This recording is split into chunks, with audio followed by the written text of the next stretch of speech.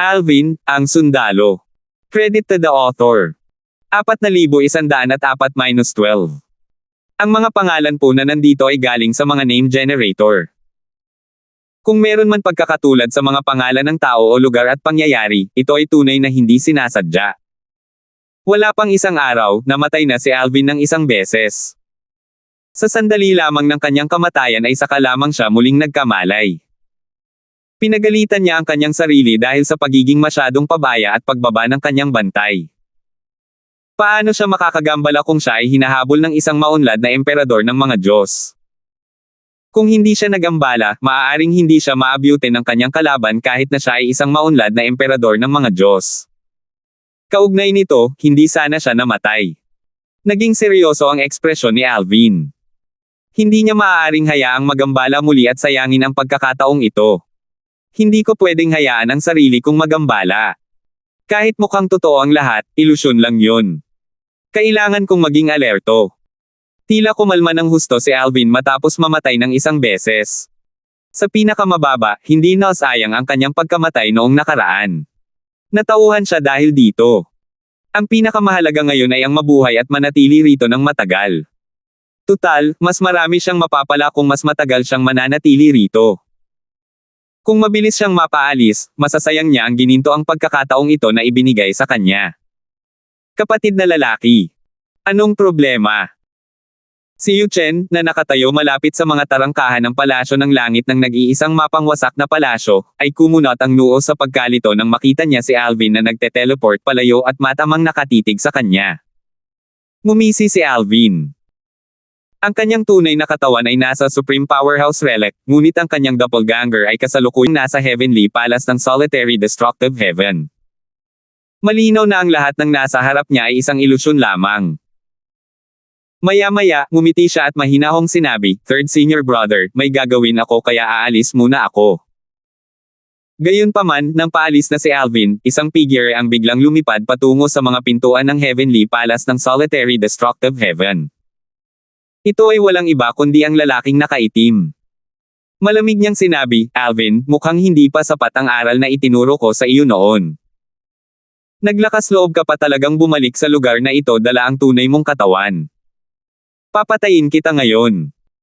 Pagkasabi niya noon, hindi nagatubili ang lalaking nakaitim at buong pagmamataas na sumugod kay Alvin. Kasabay nito, isang ungol ang umalangaw-ngaw sa hangin. Paano naglakas loob ang isang simpleng emperador ng mga Diyos na magsalita tungkol sa pagpatay sa aking nakababatang kapatid sa harap ko? Biglang huminto ang lalaking nakaitim at lumingon. Nanginig ang boses niya nang bulalas niya, Yu Chen, ang Vice Academy Master ng Myriad Laws Academy. Mga Intermediate Supreme Gods.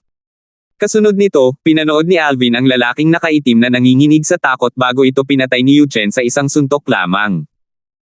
Sa harap ni Yu Chen, ang lalaking nakaitim na nakaitim ay walang magawa na parang isang bagong silang na sanggol. Matapos patayin ang lalaking nakaitim, kinuha ni Yu Chen ang singsing na pangkalawakan ng lalaking nakaitim at sinenyasan si Alvin na lumapit habang sinasabi, "Kapatid na nakababata, angkinin mo ang singsing na ito. Tingnan mo kung may ebidensya na tumutukoy sa Lone Primordial Spirit Congregation. Kung mayroon, dadalhin kita sa kongregasyon upang humingi ng hustisya." Kahit alam ni Alvin na ilusyon lamang ang lahat, hindi pa rin niya maiwasang makaramdam ng matinding tuwa nang mapatay ni Yu Chen ang lalaking nakaitim. Gayunpaman, nang sinenyasan siya ni Yu Chen na lumapit, tiningnan niya si Yu Chen ang may pagmamasid. Sinabi niya, "Hindi na kailangan yan. Ikaw na lang ang maghanap ng ebidensya. Hindi ako gaanong pamilyar sa Lone Primordial Spirit Congregation kumpara sa iyo." Habang nakatingin si Yu Chen kay Alvin ng may bahid ng pananabik, hindi na hinintay ni Alvin ang sagot ni Yu Chen at dali-daling ginamit ang double teleportation profundity. Gayunpaman, nang muling lumitaw siya, nakaramdam siya ng isang alon ng enerhiya sa itaas niya bago bumagsak ang isang sinag ng liwanag mula sa itaas. Tapos na. Reklamo ni Alvin sa loob-loob, "Paano ako makakapagpatuloy dito ng ganito? Tumakas ako ng mabilis hanggat maaari, pero mamamatay pa rin ako." Gayunpaman, pagkaraan ng ilang sandali, natuklasan ni Alvin na kahit na matapos siyang tamaan ng sinag ng liwanag, hindi pa rin siya namatay. Ang sinag ng liwanag ay tila hindi naman masungit. Sa kabaligtaran, tila tinutulungan siya nito. Pakiramdam niya ay nililinis ng sinag ng liwanag ang kanyang kaluluwa. Ang hadlang na kanyang naranasan noong iniintindi niya ang mastery daw ay tila lumuluwag sa oras na ito. Agad na nagliwanag ang mga mata ni Alvin. Ito siguro ang bagay na makakatulong sa akin na mas maunawaan ang mastery daw gaya ng sinabi ng third senior brother. Hindi ko inaasahan na literal itong mahuhulog mula sa langit. Ibig sabihin ba nito ay mas maaga akong nakapasa sa isang level at ginagantimpalaan na ako ngayon? Matapos huminga ng malalim, natuklasan ni Alvin na muling nagbago ang kanyang paligid. Natagpuan niya ang kanyang sarili sa isang palasyo at bahagyang naguluhan. Medyo sigurado siyang ngayon lang siya nakakita ng ganitong palasyo. Maya-maya pa, isang binata ang lumitaw sa di kalayuan, nakatitig sa kanya. Pagkalabas pa lang ng binata, agad na namula ang ekspresyon ni Alvin. Nag-alab din ang kanyang mga mata sa galit. Ang binata ay walang iba kundi si Octavius, isang direktang inapo ng angkan ng Yun, isang pangunahing puwersang may pinakamataas na ranggo sa Divine Offering Land. Siya ay anak ng pinuno ng angkan ng Yun kaya mataas ang kanyang katayuan sa angkan ng Yun. Nalaman ito ni Alvin matapos niyang muling makasama ang kanyang pamilya at mga kaibigan, na nakatakas sa lupain ng banal na alay sa tulong ni Joshua. Sa oras na ito, tamad at pangungutya na sinabi ni Octavius, Alvin, hindi ko inaasahan na magkikita tayo rito. Hindi ako makapaniwala na ang basurang tinapakan ko dati ay napunta pala sa Divine Offering Land. Gayunpaman, hindi mahalaga iyon. Sa tingin mo ba ay kapantay kita? Sa tingin mo ba ay kapantay ka ng Yun Clan? Patuloy na dumilim ang ekspresyon ni Alvin habang patuloy na sinasabi ni Octavius, Alvin, dahil isa ka lamang intermediate Lord of Gods, hindi kita aapihin. Pipigilan ko rin ang aking cultivation base sa kaharian ng isang intermediate Lord of Gods. Kung hindi kita mapapatay, hahayaan kitang umalis ng buo ang iyong buhay. Ano sa palagay mo? Pinakalma ni Alvin ang sarili. Huwag kang magalit. Walang silbi. Ilusyon lang ang lahat ng ito. Paano ako makakarating sa Divine Offering Land? Nasa Supreme Powerhouse Relic ako para pagbutihin ang aking lakas. Naparito ako para maghanap ng isang hindi inaasahang enkwentro hindi para maghiganti. Walang saysay ang paghihiganti mula sa isang peking Octavius. Maghanap tayo ng paraan palabas. Tahimik na din naman ni Alvin ang kanyang paligid gamit ang kanyang banal na kamalayan. Gayunpaman, natuklasan niya agad na wala na siyang paraan para makaalis sa lugar na ito.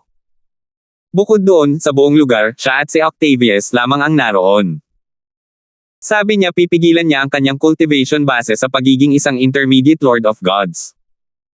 Ibig sabihin ba nito ay kailangan ko siyang talunin o patayin kapag nakalampas na ako sa level na ito?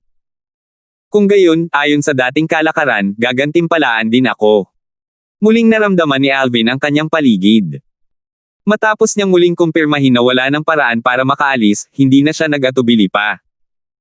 Sa pagkakataong ito, nakangising sabi ni Octavius, ano? Alvin, natatakot ka bang kalabanan ako kahit na napigilan ko na ang aking cultivation base sa pagiging isang intermediate Lord of Gods? Gaya ng inaasahan, ang basurang tulad mo ay hindi karapat-dapat sa aking pinsan. Hindi pinansin ni Alvin ang mapangutyang mga salita ni Octavius. Naisip niya sa sarili, matagal ko nang pinapangarap na talunin at patayin si Octavius. Bagamat ang nasa harap ko ay isang ilusyon lamang, ito ang magandang pagkakataon para ilabas ang aking mga sama ng loob.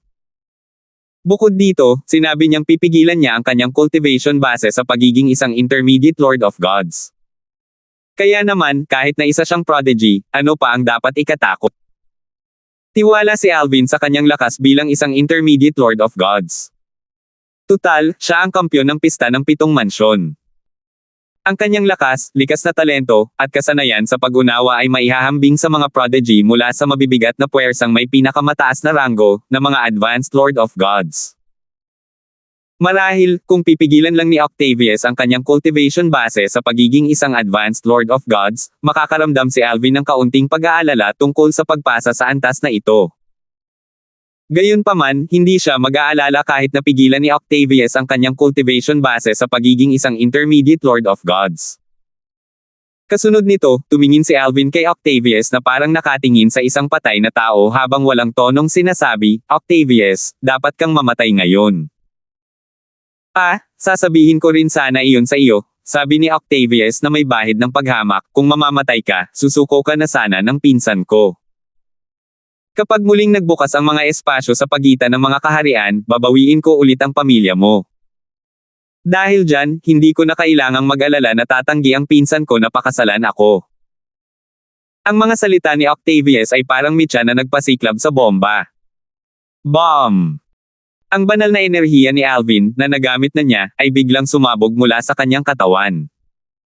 Nakatitig siya kay Octavius nang may pagpatay habang isang bagyo ang bumalot sa kanya. Kasunod nito, isang espada na kumikinang nang nakasisilaw na may makukulay na ilaw ang lumitaw sa kanyang kamay. Ito ay walang iba kundi ang 7 butas na kahangahangang espada. Sa sandaling lumitaw ang 7 orifices exquisite sword, isang figure na nakasuot ng makulay na roba ang lumabas mula sa kanyang maliit na mundo. Guro. Ang bagong dating ay walang iba kundi si Hana, ang kaluluwa ng artifact ng 7 orifices exquisite sword. 4,105. Si Alvin ay nasa Supreme Powerhouse Relic kaya hindi niya kailangang mag-alala tungkol sa pagpapakita ng kanyang lakas. Kung magagamit niya lang ang 5 Divine Elements ngayon, gagamitin din sana niya ito. Ang isang Supreme Powerhouse Relic, gaya ng ipinahihiwatig ng pangalan nito, ay isang relikyang naiwan ng isang Supreme Powerhouse bago siya namatay. Ito ay pamana ng isang Supreme Powerhouse. Dahil dito, tiyak na malaya ito mula sa mga mapang asar na mata. Maraming uri ng pamana ang iniwan ng mga Supreme Powerhouse. Hindi na kailangang sabihin, ang pinakamahusay ay ang inihanda ng maaga. Ang mga nakakuha ng ganitong pamana ay magiging mga Supreme God gaano man kasama ang kanilang talento. Para naman sa mga may mataas na talento, maaari pa silang maging mga Supreme Powerhouse. Hindi na kailangang sabihin, ang ganitong pamana ay bibihira. Kahit ang mga Supreme Powerhouse ay hindi mahuhulaan ang kanilang sariling pagkamatay. Bukod dito, hindi maraming Supreme Powerhouse ang nag-iisip na mamamatay sila. Kung ihahanda nila ang ganitong lugar, hindi ba parang isinumpa nila ang kanilang sarili na mamatay? Ang pamana na natagpuan ni Berting, ang Panginoon ni Alvin, sa impyerno ng Ozere, isa sa 7 pinakamalalang lugar sa Devata Realms, ay agad ding naiwan. Dahil dito, kakaunti lamang ang mga benepisyo nito.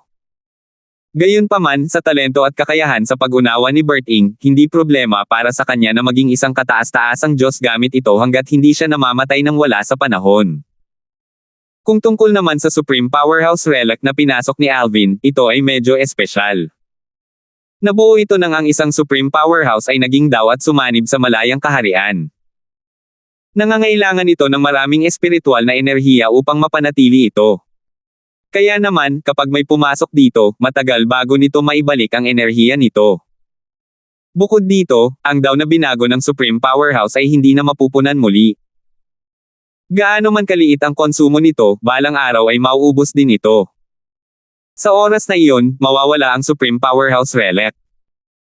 Ang Supreme Powerhouse Relic na ito ay dali-dali ring inihanda bago ang pagkamatay ng lumikha nito upang mag-iwan ng mga hindi inaasahang engkwentro na maaaring makatulong sa maraming tao.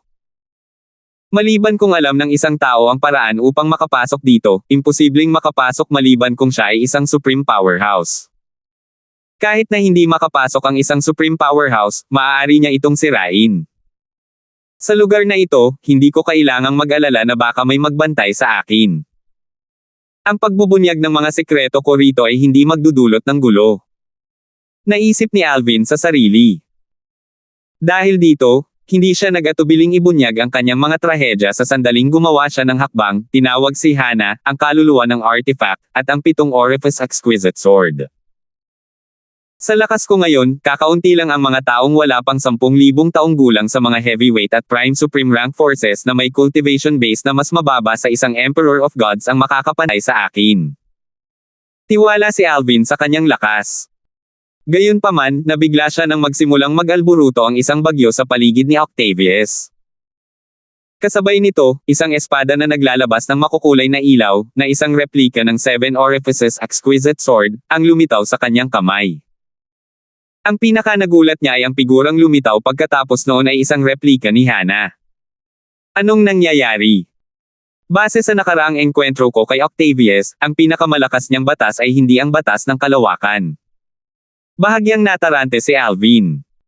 Gayunpaman, nang kumalma siya, isang malabong ideya ang lumitaw sa kanyang isipan, at unti-unti niyang naunawaan ang mga bagay-bagay.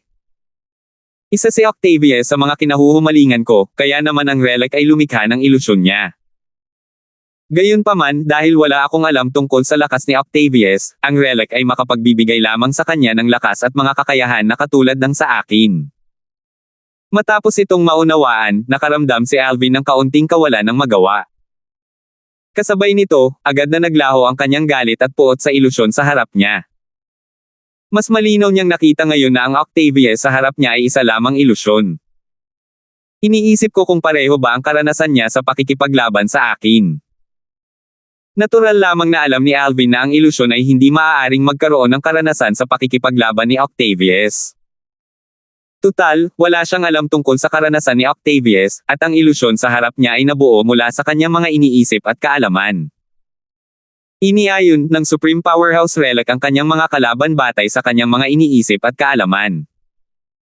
Kung mayroon din siyang karanasan sa pakikipaglaban na katulad ko, hindi magiging mahirap para sa akin na talunin siya, naisip ni Alvin sa sarili.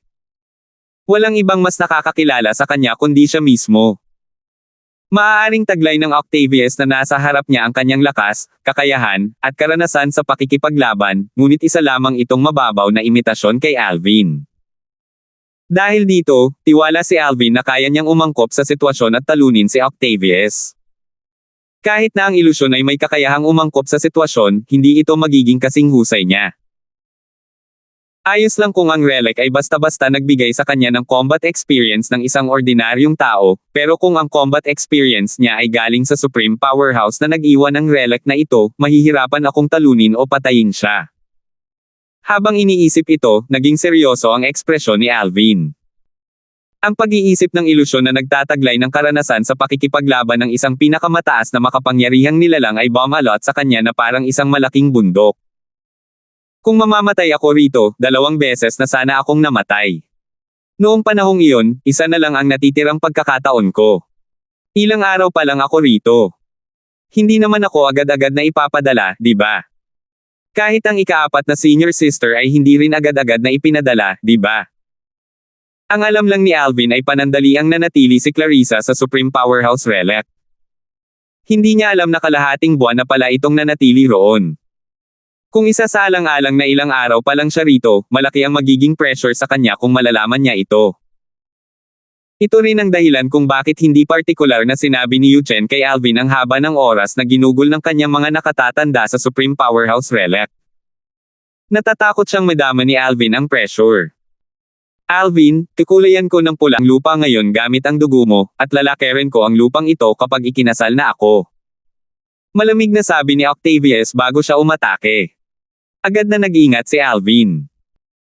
Kahit alam niyang ilusyon lamang si Octavius, galit pa rin siya sa mga salitang iyon dahil may kaugnayan ang mga ito kay Kelly. Para itong paghawak sa kanyang sugat.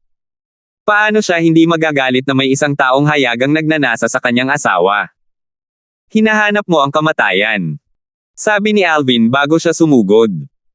Sa kabila ng kanyang galit, medyo kalmado pa rin siya nang umatake.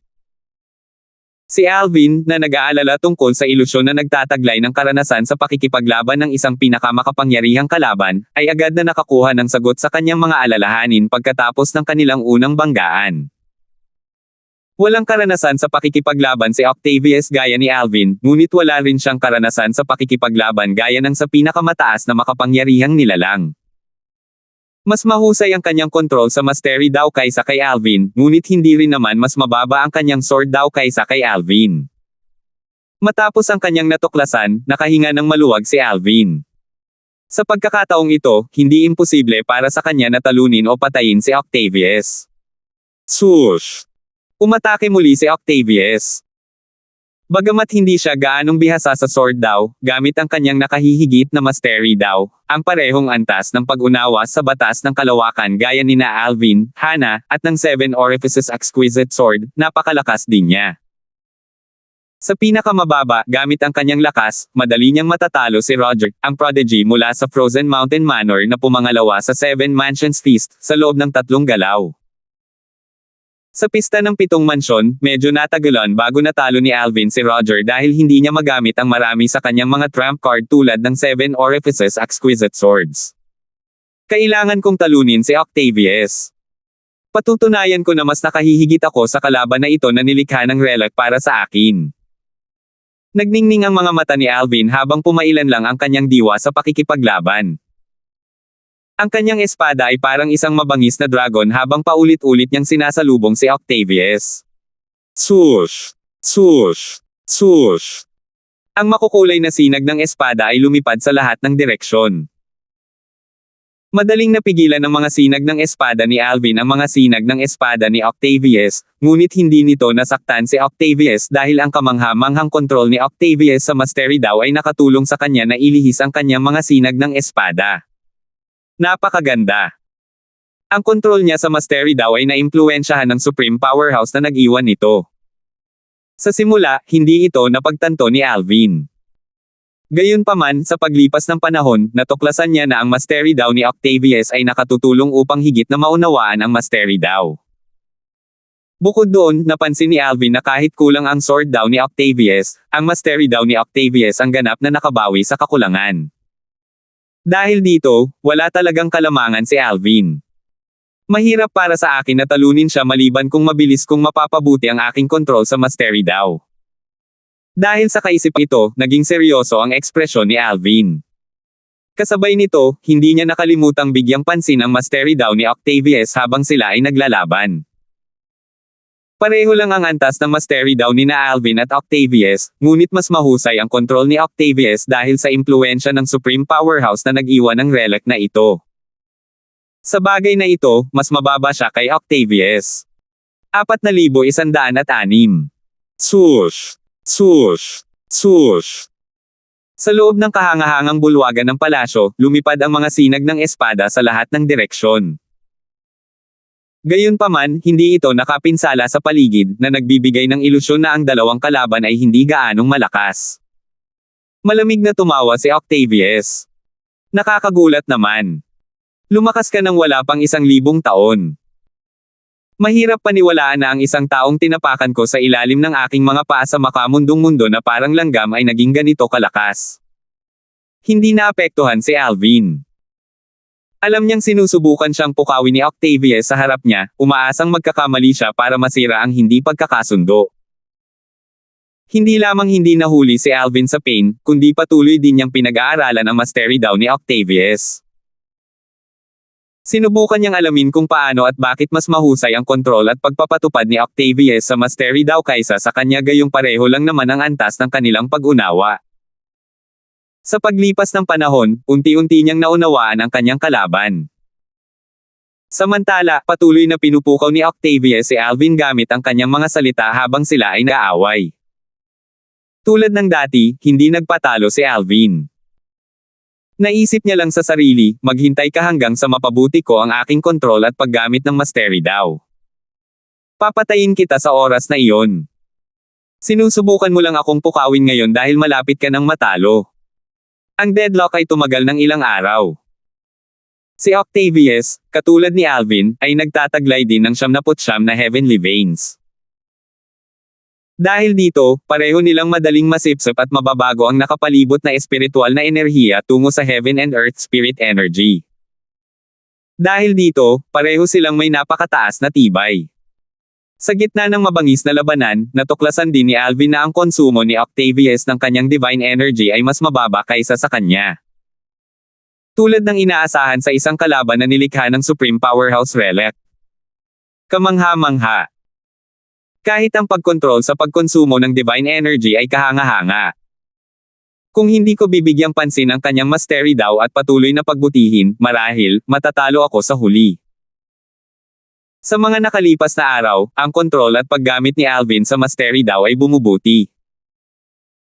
Dati, mababaw lang ang alam niyang gamitin ang mastery daw, ngunit matapos matuto mula kay Octavius, malaki na ang kanyang umunlad. Kaya naman, natural lamang na lumalakas din ang kapangyarihang inilalabas niya kapag ginagamit ang mastery daw. Sa huli, matapos ang 5 araw na pagkakatabla, nagsimulang manalo si Alvin. Sa ika-6 na araw, sa wakas ay gawa niyang ma-corner si Octavius at mapatay si Octavius gamit ang isang suntok ng kanyang espada. Bago siya namatay, nanlaki ang mga mata ni Octavius sa hindi makapaniwala. Nang makita iyon, namangha si Alvin sa detalye ng ilusyong nilikha ng Supreme Powerhouse Relic. Talagang hindi ito maiiba sa realidad. Mabuti na lang at handa na siya sa pag-iisip at palagi niyang ipinapaalala sa sarili na ang lahat ay ilusyon lamang, kaya madali para sa kanya na baliwalain ang mga mapang-akit na salita ni Octavius. Pagkatapos mamatay ni Octavius, ang kanyang katawan ay parang mahiwagang naglaho. Tumangala si Alvin at bumulong sa sarili, dapat ay malapit nang dumating ang gantimpala, di ba? Tiningnan ni Alvin ang mga detalye ng kisame at muling namangha sa mga detalye nito. Pagkaraan ng ilang sandali, nandito na. Gaya ng inaasahan, isang sinag ng liwanag ang biglang sumilay mula sa kisame patungo kay Alvin. Gayunpaman, hindi tulad ng dati, walang nakuha si Alvin mula sa sinag ng liwanag. Sa halip, siya ay inilipat sa ibang lugar. Nang mawala ang sinag ng liwanag, nakita niya ang makapal na puting hamog na umiikot sa kanya. Ang hamog na ito. Nang dumampi ang hamog sa katawan ni Alvin, natuklasan niya na ang hadlang na kanyang naranasan noong iniintindi niya ang mastery daw ay nagsimulang lumuwag muli. Sa oras na ito, bigla niyang nakita ang isang malinaw na figure niya na isinasagawa ang mastery daw kasama ang isang batas. Hindi tulad niya, na nakakaintindi ng batas ng kalawakan, ang figure ay gumagamit ng batas ng oras. Ang hamog sa loob ng saklaw ng mastery daw na gumagalaw pa kanan ay biglang nagyelo nang gamitin ng figure ang mastery daw. Pagkatapos, nagsimula silang dumaloy pabalik na parang bumabalik sa nakaraan. Ito ay isang malaking kaibahan sa hamog sa labas ng saklaw na dumadaloy sa kabilang direksyon. Maingat na tiningnan ni Alvin ang kakaibang eksena sa harap niya. Magkaiba ang pagkontrol sa oras at espasyo, ngunit mayroon silang matibay na pagkakatulad. Maraming natutunan si Alvin mula sa maingat na pagmamasid sa mastery daw ni Octavius na naimpluwensyahan ng Supreme Powerhouse. Dahil dito, madali niyang masasabi na ang figure sa harap niya ay may parehong estilo ni Octavius kapag ginagamit ang mastery daw. Dahil dito, hindi naging mahirap para sa kanya na malaman na ang figure sa harap niya ay ang multo ng Supreme Powerhouse na nag-iwan ng Supreme Powerhouse Relic. Nakakatulong ang hamog na ito sa pagpapabuti ng aking mastery daw, at mapapanood ko rin ang multo ng Supreme Powerhouse na nagpapakita ng kanyang mastery daw, mas maganda ang gantimpalang ito kaysa sa nauna. Pinigilan ni Alvin ang pananabik sa kanyang puso at maingat na pinagmasdan ang figure sa harap niya. Ito ang kanyang unang malaking hindi inaasahang engkwentro pagkatapos niyang makapasok sa Supreme Powerhouse Relic. Para mas ulit ang hindi inaasahang engkwentrong ito, maging ang mga doppelganger ni Alvin sa mga ibabang kaharian ay pumasok sa closed-door cultivation. Tutal, bahagyang maaabala siya kung kailangan niyang kontrolin ang kanyang mga doppelganger. Para ganap na makapag-focus ngayon, kailangan niyang isuko ang kanyang kontrol sa kanyang mga doppelganger, na maglalagay sa kanyang mga doppelganger sa isang hindi aktibong estado. Sa oras na ito, nakaupo si Yu Chen nang nakakross ang mga paa sa labas ng pasukan ng Supreme Powerhouse Relic, nakatabi ng pasukan ng malayang kaharian ng paksayo ng Inner Palace. Tumingin siya sa pasukan ng may pag-asa habang bumubulong, halos kalahating buwan na mula nang pumasok ang nakababatang kapatid sa Relic. Kung hindi siya lalabas sa loob ng ilang araw pa, ang kanyang oras doon ay hihigitin ang bilang ng ika-4 na nakababatang ate. Ang kanyang paglalakbay noon ay mas mahirap kaysa sa atin, ngunit ginawa rin siyang mas matatag kaysa sa atin. Umaasa akong mas matagal siyang mananatili doon kaysa sa panganay na nakababatang ate at sa akin. Ang mga miyembro ng paksayo ng Inner Palace ay pawang mula sa mga makamundong kaharian o Devata Realms. Si Yu Chen ay nagmula sa isang makamundong kaharian. Gayunpaman, dahil sa kanyang talino, hindi nagtagal at umakyat siya sa isang Devata Realm dahil sa tulong ng isang makapangyarihang tao sa Devata Realm. Ganun din ang pangalawang nakatatandang kapatid niya. Kung tungkol naman sa kanyang panganay na nakatatandang kapatid, isa siyang kahangahangang nilalang na may malakas na puwersa sa isang Devata Realm.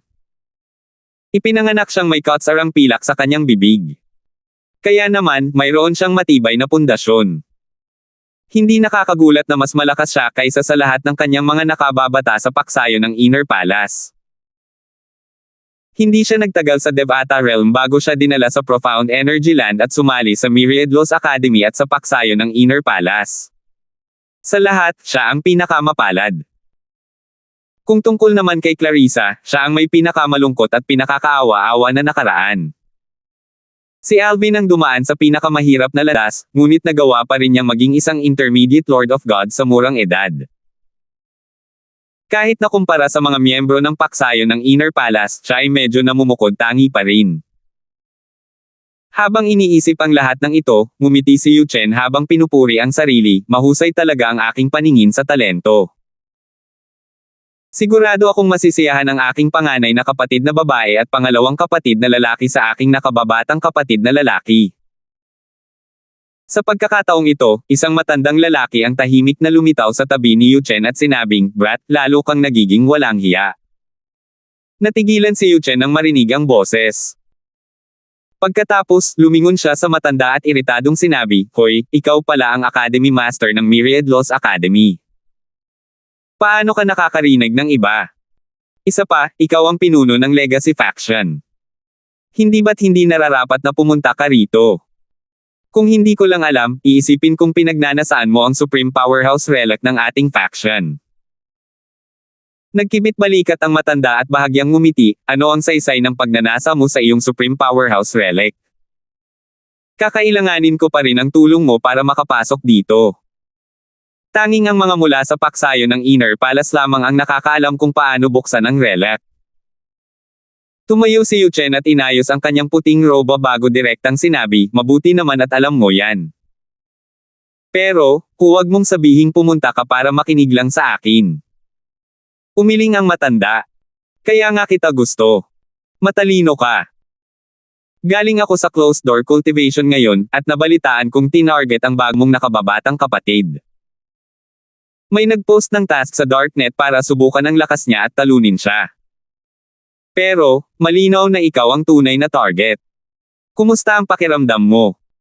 Kung nakakaramdam ka ng pressure, pwede ko silang utusan na itigil ang pag-target sa nakababatang kapatid mo." Ngumisi si Yu Chen. "Walang silbi yan, Academy Master.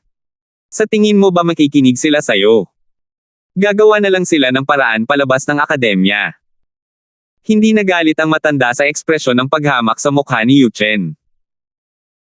Sa halip, ngumiti siya at sinabing, sa pinakamababa, hindi siya mapapahamak hanggat mananatili siya sa akademya. Kahit ano paman, hindi mo siya maaaring bantayan at protektahan sa lahat ng oras, hindi ba? 4,107. Natahimik si Yu Chen nang marinig ang mga salita ng matanda. Maya-maya, sinabi niya, "Academy Master, sabihin mo lang sa akin. Ano ang gusto mong gawin ko? Para malaman mo, hindi ako gagawa ng mga bagay na masyadong mahirap. Wala akong pakialam kung mas pagsikapan kong bantayan ang aking nakababatang kapatid. Huwag mong kalimutan na hindi ako katutubo ng isang realm of gods. Kahit hindi ko siya personal na mabantayan, mayroon pa rin akong mga doppelganger." Sa palagay ni Yu Chen, hindi siya tutulungan ng Academy Master nang walang hinihinging kapalit. "Brat, ganyan ba akong klase ng tao sa tingin mo?" Umiling ang matanda at ngumiti ng walang magawa habang sinasabi, "Paano kung sabihin kong gusto kong tulungan ang nakababata mong kapatid dahil pinahahalagahan ko ang mga prodigy?" Naghihinalang tiningnan ni Yu Chen ang matanda.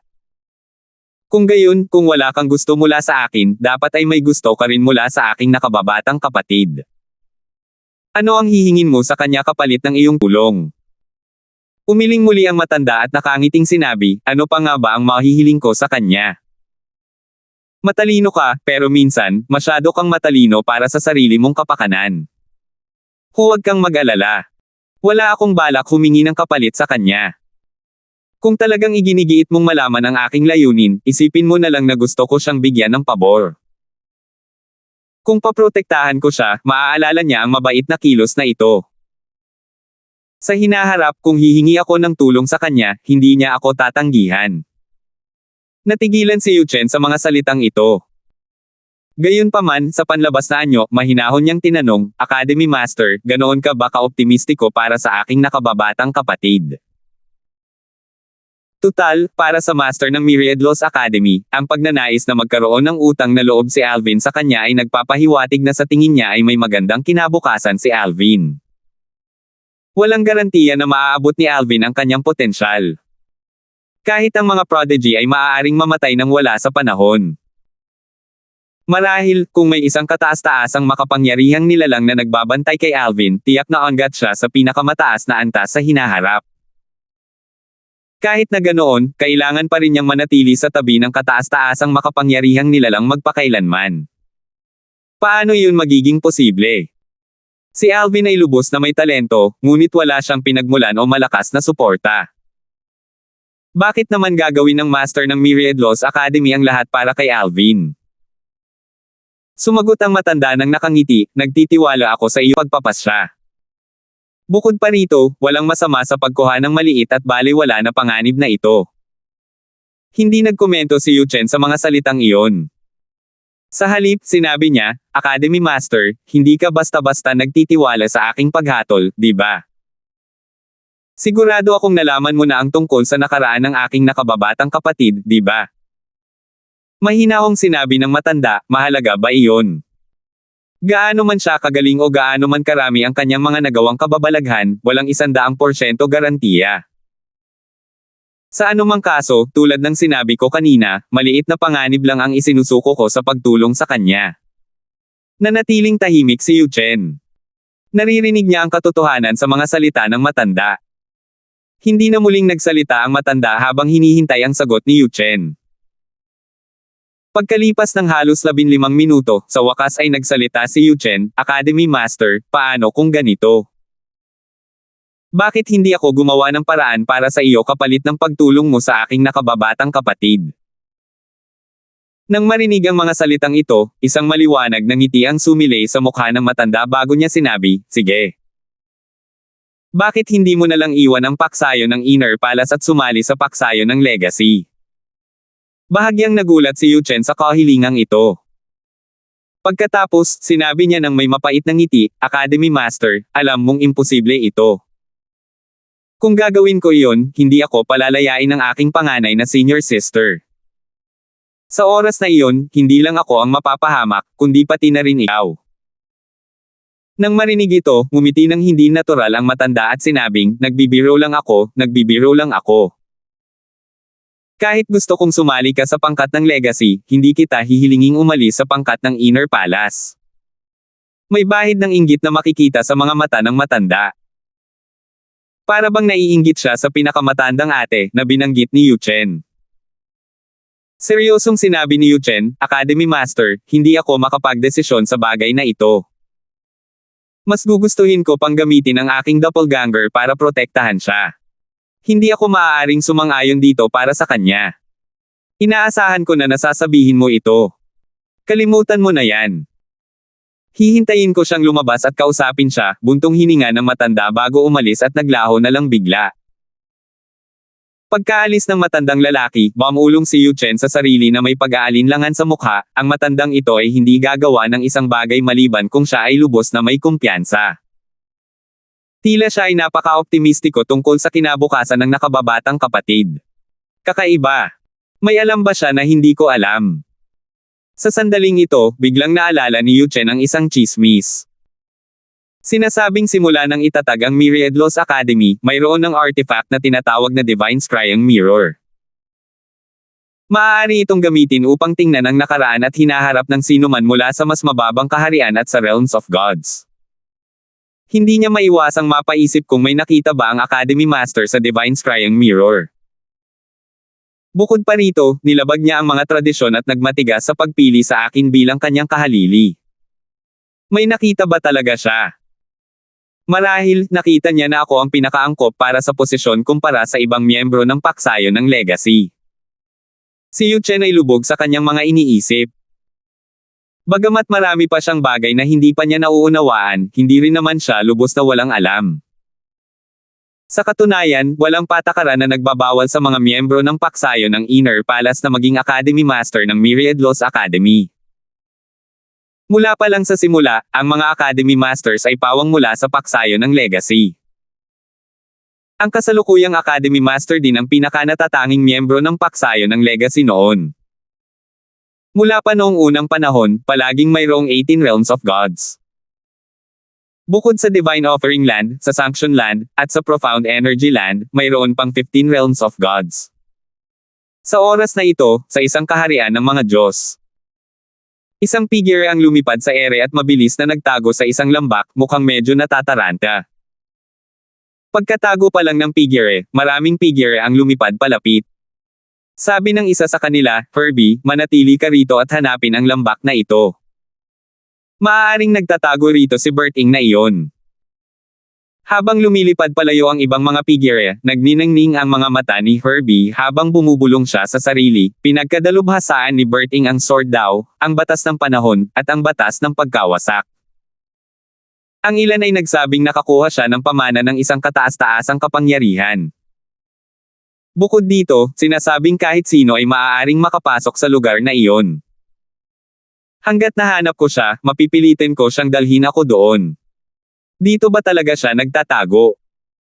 Kung mahahanap at mahuhuli ko siya, siguradong mananalo ako. Ang lalaking nasa katanghaliang gulang, si Herbie, ay isang cultivator na walang sekta at isang mahusay na Panginoon ng mga Diyos. Hiniling sa kanya ng kanyang mga kaibigan na tulungan silang hanapin si Berting. Sa oras na ito, si Berting, na nagtatago sa likod ng isang mataas na bangin, ay nagpakita ng malamig na ekspresyon sa kanyang mukha. Isang advanced na Lord of Gods. Ang aking doppelganger ay nawasak na dati ng isang advanced na Emperor of Gods, at ngayon, isang grupo ng mga tao ang naghahanap ng gulo sa akin. Kung wala lang dalawang simpleng Emperor of God sa kanila, hindi ko sana kinailangang tumakas ng libu-libong milya. Pagkatapos, isang mapanghamak na ekspresyon ang lumitaw sa kanyang mukha habang patuloy siyang bumubulong sa kanyang sarili, hindi ba nila alam na hindi ako natatakot sa mga ordinaryong advanced na Lord of Gods? Maya-maya, biglang sumulpot si Berting at muling lumitaw malapit kay Herbie, ang lalaking nasa katanghaliang gulang. Malamig niyang tiningnan si Herbie na parang nakatingin sa isang patay na tao. Nang lumingon si Herbie at makita si Berting, nagliwanag ang kanyang mga mata.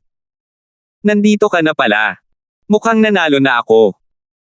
Nag-aalala si Herbie na makakatakas si Berting kaya mabilis niyang inilabas ang kanyang banal na enerhiya. Kahit na si Berting ay isang simpleng Panginoon ng mga Diyos lamang, hindi niya pinanggahasan na maliitin si Berting. Tutal, may mga usap-usapan tungkol sa pagpatay ni Berting sa ilang mga intermediate na Panginoon ng mga Diyos. Gayunpaman, tiwala pa rin siya. Siya, bilang advanced na Panginoon ng mga Diyos, ay naiiba sa mga intermediate na Panginoon ng mga Diyos.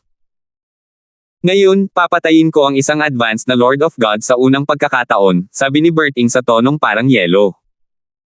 Hindi pa niya napatay ang isang advanced na Lord of Gods noon.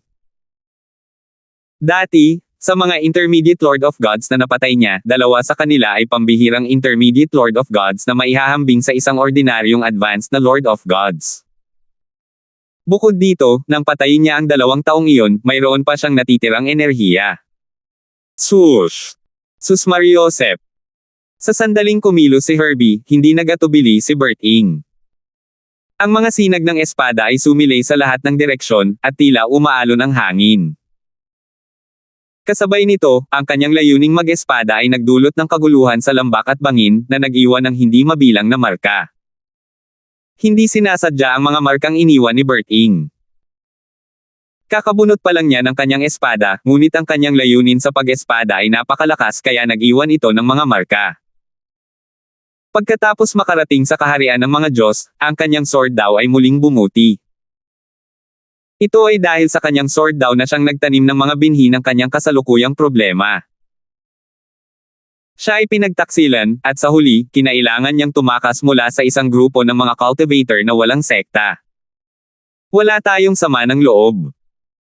Ang kasakiman mo lang ang masisisi mo sa pagkamatay mo ngayon. Walang pakialam na sabi ni Berting habang itinataas ang kanyang espada. Ngumisi si Herbie nang marinig ang mga salita ni Berting. Siya, bilang isang maunlad na Panginoon ng mga Diyos, ay natural na nakaramdam na ang mga salitang ito ay katawa-tawa na nagmumula sa isang simpleng Panginoon ng mga Diyos. Gayunpaman, sa sumunod na sandali, nawala kanyang mapanghamak na ekspresyon. Swoosh! Natuklasan ni Herbie na madaling naiwas ni Berting ang kanyang atake gamit ang kanyang espada. Kahit na ginamit niya ang kanyang banal na enerhiya at umatake ng buong lakas, naiwas pa rin ito ni Berting. Paano ito posible? Isa ba talaga siyang simpleng Panginoon ng mga Diyos? Ang kanyang hilig sa paggamit ng espada at ang kanyang sword daw ay mas nakakatakot kaysa sa nababalita. Anong klaseng sword daw ito? Paano ito naging ganito kalakas? Gulat na gulat at hindi makapaniwala si Herbie nang ang kanyang mga atake ay nawasak sa loob lamang ng ilang paghinga. Hindi nagtagal at ang mga sinag ng espada ay tumago sa kanyang noo, dibdib, at katawan. 4,108. Mataas na Panginoon ng mga Diyos. Tiningnan ni Berting ang bangkay ni Herbie nang walang init ang mga mata. Dahil kusang nawasak ang spatial ring ni Herbie, kinuha lang niya ang artifact ni Herbie bago ito umalis. Mga 100 hininga matapos umalis si Berting, isang malamulto na figure ang lumitaw sa lambak. Habang tinitingnan niya ang bangkay ni Herbie, bumulong siya ng malalim. Si Herbie ay isang advanced na Panginoon ng mga Diyos, ngunit nagawa niyang patayin si Herbie. Bagamat ang bagong dating ay isang simpleng emperador ng mga Diyos, hindi niya maiwasang pagpawisan ng malamig. Pamilyar naman siya sa lakas ni Herbie. Bago siya naging isang simpleng emperador ng mga Diyos, hindi siya gaanong mas malakas kaysa kay Herbie. Paano siya hindi matatakot ngayon na gawang patayin ni Herbie ang isang simpleng Panginoon ng mga Diyos? Tanging mga prodigy sa kaharian ng isang simpleng Panginoon ng mga Diyos mula sa mga nangungunang puwersa sa iba't ibang kaharian ng mga Diyos ang nagtataglay ng ganitong kapangyarihan sa pakikipaglaban, tama ba? Dapat ko pa rin ba siyang sundan?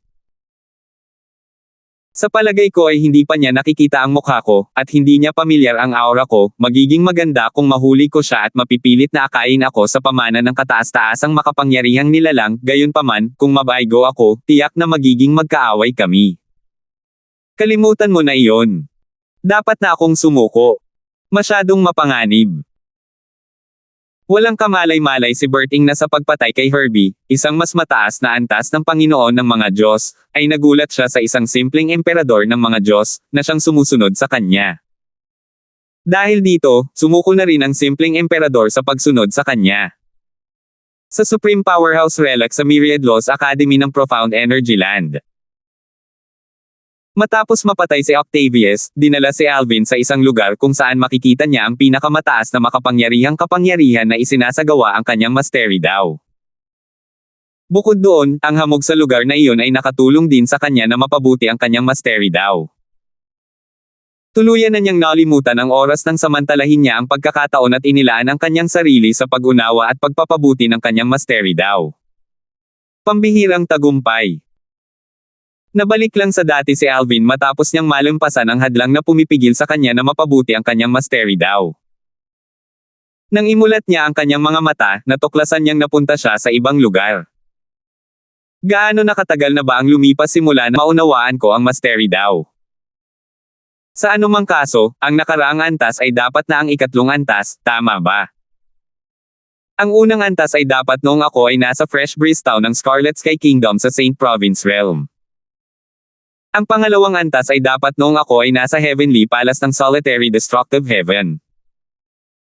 Pagkatapos malampasan ang antas na iyon, isang sinag ng liwanag ang tumama sa akin, na tumutulong sa akin na mapabuti ang aking mastery daw. Ang ikatlong antas ay dapat noong nakaharap ko si Octavius. Ang gantimpala para sa pagpasa sa ikatlong antas ay ang pinakamahusay sa ngayon. Mas marami akong oras para maunawaan ang mastery daw sa espasyo ng pag-unawa na iyon. Hindi alam ni Alvin ang espasyong dinala siya noon kaya tinawag niya itong espasyo ng pag-unawa. Dahil ang mastery daw lang ang nauunawaan niya sa lugar na iyon, tinawag niya itong ganoon. Simula ng unang beses niyang naunawaan ang mastery daw, wala pa siyang narating na anumang tagumpay dito hanggang ngayon. Pagkatapos ng kanyang panahon dito, kahit na ang kanyang mastery daw ay hindi maihahambing sa kanyang sword daw, unti-unti nitong naaabutan ang kanyang sword daw. Pakiramdam ko ay lumakas ang aking lakas, bulong ni Alvin habang pinagmamasdan ang hindi pamilyar na kapaligiran, iniisip ko kung ano ang susunod kong haharapin. Dito siguro ako haharap sa ika-4 na antas. Sa kasalukuyan, tila nasa isang guho si Alvin. Maraming sira-sirang gusali na tila nagtuturo sa katotohanan na ang lugar ay dating isang lungsod. Sigurado akong hindi pa ako nakapunta sa lugar na ito. Ano kaya ang haharapin ko rito? Habang si Alvin ay nawawala pa rin sa kanyang mga iniisip, hindi mabilang na mga ilusyonaryong figure ang lumitaw mula sa mga guho. May mga lalaki at babae, matanda at bata. Pinalibutan nila siya at tinitigan siya ng walang ekspresyon. Maya-maya, ang kanilang mga walang buhay na mata ay tila nagliwanag at ang mabangis na ekspresyon ay lumitaw sa kanilang mga mukha bago sila nagsimulang sumigaw at umungol. Alvin! Pinatay mo kami! Ikaw ang dahilan ng pagkawasak ng Saint Province Realm. Bakit mo kami sinaktan, Alvin? Wala kaming galit sa iyo kaya bakit mo kami sinaktan, Alvin? Alvin, hindi kita bibitawan kahit maging multo pa ako. Si Alvin, na nagtataka kung nasaan siya, ay sa wakas ay napagtanto na ang mga guho ay maaaring nasa isang lugar sa Saint Province Realm. Sa simula, nanatiling kalmado si Alvin nang marinig niya ang mga boses ng mga taong ito. Tutal, alam niyang ilusyon lamang iyon. Gayunpaman, matapos makinig sa kanila ng ilang sandali, nagsimulang umangat ang pagkakasala sa kanyang puso. Tutal, ang Saint Province Realm ay nawasak dahil sa kanya. Pagkatapos, pinanood niya ang kanyang paligid na naging abo bago nagkalat sa hangin. Kasunod nito, dinala siya sa ibang lugar. Sa pagkakataong ito, alam na niya kung nasaan siya. Ito ang unang lungsod na pinuntahan niya pagkatapos niyang umalis sa Fresh Breeze Town. Ito ay ang Aurora City. Nakakita siya ng mga pamilyar na mukha at lugar, at di nagtagal, nakita niyang lahat sila ay naging abo. Patuloy na nagbabago ang mga eksena sa paligid ni Alvin. Pawang mga lugar at tao sa Saint Province Realm ang mga iyon na pamilyar sa kanya. Napilitan siyang panoorin kung paano ang mga lugar na ito na maraming alaala para sa kanya at lahat ng naroon ay naging abo. Sa panahong ito, patuloy na nagbabago ang ekspresyon ni Alvin. Bagamat paulit-ulit niyang ipinapaalala sa sarili na mga ilusyon lamang ang mga iyon, hindi pa rin maiwasang maapektuhan siya ng kanyang nakita. Ganito ba ang hitsura noong winasak ng Lone Primordial Spirit Congregation ang Saint Province Realm? Malamang na lahat ng nandito ay hindi man lang nagkaroon ng pagkakataong gumanti bago sila namatay. Madilim ang tingin ni Alvin, at lalong bumigat ang kanyang puso. Sa oras na ito, Guru, mag-ingat ka. Balis ang sigaw ni Hana habang si Alvin ay abala. Mabilis na bumalik sa kanyang katinoan si Alvin at pinakawalan ang kanyang banal na enerhiya. Matagal na niyang ginamit ang kanyang banal na enerhiya kaya mabilis siyang tumugon kahit na naabala. Kung tutuusin, hindi niya binaygo ang kanyang bantay sa Supreme Powerhouse Relic. Pinagsama ni Alvin ang kanyang batas ng kalawakan at ang kanyang banal na enerhiya, at isang bagyong pangkalawakan ang agad na bomb alot sa kanya, na hamarang sa ataking nagmumula sa likuran. Gayunpaman, ang atake ay napakalakas kaya't isang bahagi lamang nito ang nakaharang ng bagyong pangkalawakan. Ang atake ay tumama sa kanya ng may makas na kalabog at nagpalipad sa kanya pabalik. Dumura si Alvin ng dugo habang dali-daling ginamit ang double teleportation profundity. Pagkawala niya, isang alon ng enerhiya ang dumaloy patungo sa lugar kung saan siya nakatayo kanina lang. Nang muling lumitaw si Alvin, maingat siyang tumingin sa paligid. Gayunpaman, wala siyang nakitang sinuman. Ha! Habang naguguluhan pa rin siya, isang pamilyar na sinag ng liwanag ang muling tumama sa kanya. Gantimpala. Wala siyang oras para isipin ang nangyayari. Sa sandaling tumama sa kanya ang sinag ng liwanag, natuklasan niya na iba ang sinag ng liwanag sa pagkakataong ito. Hindi yan ang mastery daw. Hindi nagtagal ay natuklasan niya na ang sinag ng liwanag ay hindi nakakatulong sa kanya upang mapabuti ang kanyang mastery daw, kundi ang batas ng panahon. Hindi naman masyadong nagulat si Alvin. Tutal, bago pa man pumunta sa Supreme Powerhouse Relic, sinabi na sa kanya ni Yu Chen na ang Supreme Powerhouse na nag-iwan ng relic ay nauunawaan na ang mastery daw at ang batas ng panahon. Tunay na kamangha-mangha ang Supreme Powerhouse Relic, ramdam ko kung gaano kabilis bumubuti ang aking batas ng oras, bumantong hininga si Alvin sa kanyang sarili. Dati, ang pinakamalakas na batas ni Alvin ay ang batas ng kalawakan at ang batas ng buhay. Noong nakaraan, ang kanyang batas ng buhay ay mabilis na bumuti ng kinailangan niyang maramdaman ang enerhiya ng sigla sa enerhiya ng espiritu ng langit at lupa upang pinuhin ang limit divine pills. Ang pangatlo niyang pinakamalakas na batas ay ang batas ng panahon salamat sa pamana ng kataas-taasang kapangyarihan na natagpuan ng kanyang Panginoon, si Bert Ing. Ngayong bumubuti na muli ang kanyang batas ng panahon, mabilis na nitong naaabutan ang kanyang batas ng buhay.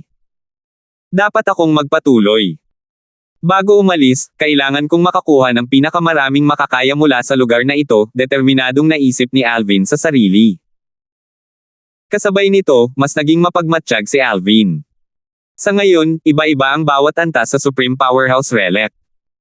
Mas maaga, kung hindi siya binalaan ni Hana ng maaga, mamamatay na sana siya. Kailangan kong maging mas maingat. Sa labas ng Supreme Powerhouse Relic, naghihintay pa rin si Yuchen kay Alvin.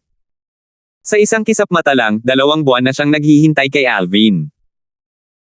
2 buwan na ang nakalipas pero nandoon pa rin ang nakababatang kapatid ko sa loob.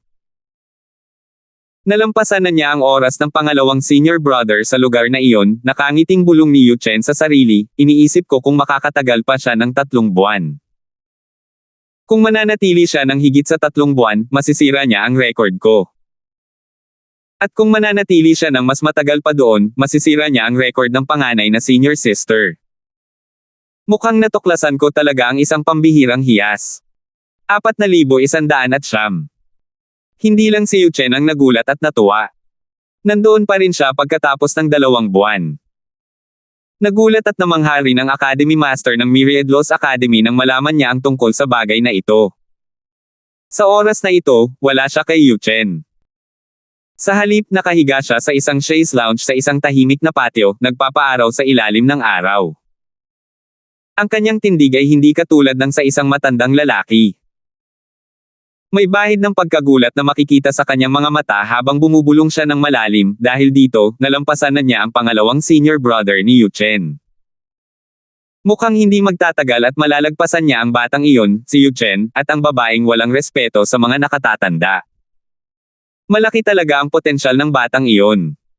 Sayang at naunahan ako ni Yuchen para kunin siya.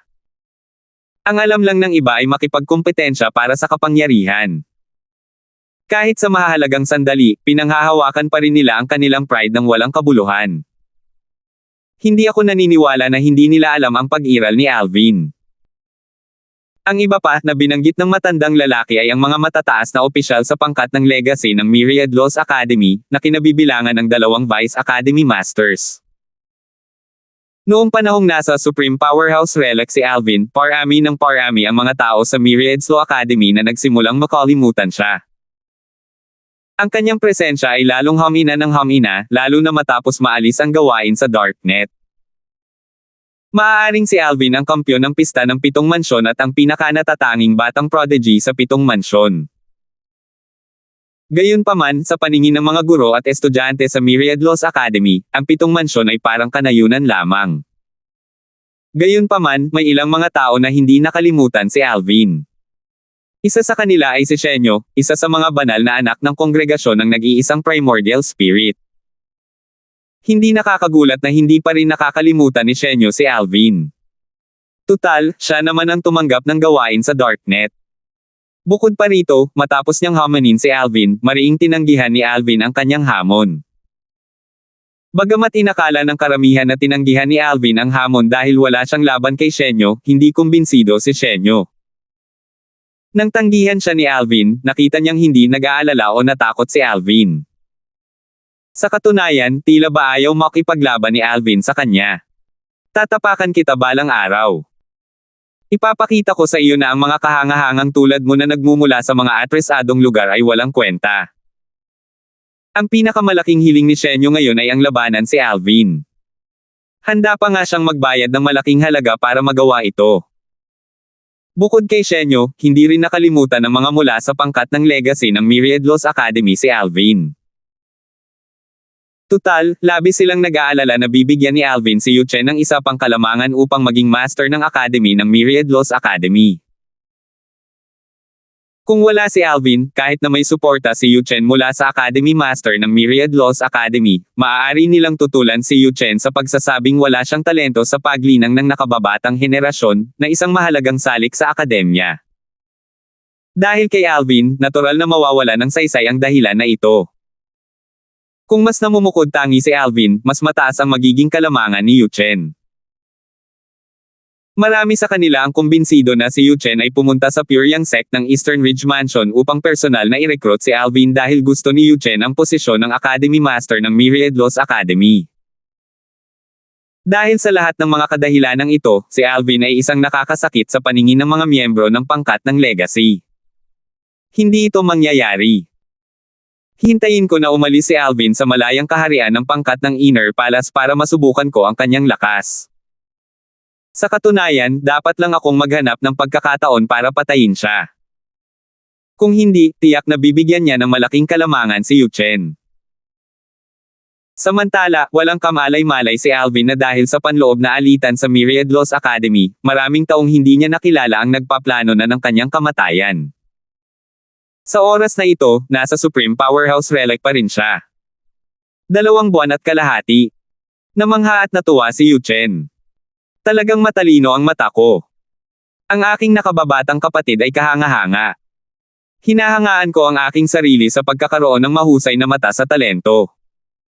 Iniisip ko kung kailan siya lalabas. Natural lang na may inaasahan si Yu Chen kay Alvin. Bagamat mahusay ang ipinakita ni Alvin sa ngayon, umaasa pa rin siya na masisira ni Alvin ang kanyang record. Nang lumipas ang 3 buwan, nagningning sa tuwa ang mga mata ni Yu Chen nang makita niyang hindi pa lumalabas si Alvin mula sa Supreme Powerhouse Relic. Talagang maganda ang kinabukasan ng nakababatang kapatid ko. Siguradong maaabutan niya ako sa hinaharap. Kung magtatagal pa siya rito, masisira niya ang record ko. Pagkalipas ng ilang araw, sa wakas ay sinira ni Alvin ang record ni Yu Chen. Bumantong hininga ng madamdamin si Yu Chen, napakalaki talaga niya. Ngayong nalampasan na niya ako, iniisip ko kung malalampasan din niya ang panganay na kapatid na babae. Pagkalipas ng 4 na buwan, bahagyang namamanhid si Yu Chen. Nalampasan na ngayon ni Alvin ang record ng kanilang pinakamatandang ate sa Supreme Powerhouse Relic. Ang pinakamahabang panahon na ginugol sa Supreme Powerhouse Relic ay 5 buwan at 5 araw. Ang taong iyon ay nasa tamang landas para maging isang Supreme Powerhouse. Nakalulungkot na noong siya ay isang simpleng Supreme God, nakipaglaban siya sa isang Advanced Supreme God, na naging dahilan upang siya ay mamatay nang wala sa panahon. Sa mga kasalukuyang miyembro ng paksayo ng Inner Palace, si Yu Chen at ang kanyang panganay na senior sister ang pinakamatagal na nanatili sa Supreme Powerhouse Relic. Gayunpaman, matapos makapasok si Alvin sa Supreme Powerhouse Relic, nalampasan na niya ang kanilang panahon. Sa kasaysayan ng paksayo ng Inner Palace, ang pinakamahabang panahon na ginugol sa Supreme Powerhouse Relic ay 5 buwan at 5 araw. Wala pang sino man ang nakabasag ng record pagkatapos ng napakaraming taon. Ang record na ito ay naitala ng isang miyembro 200,000 taon na ang nakalilipas. 4.5 buwan na ang nakalipas. Makakatagal pa kaya siya ng 5 buwan. Lumipas ang 5 buwan, hindi pa rin lumalabas si Alvin mula sa Supreme Powerhouse Relic.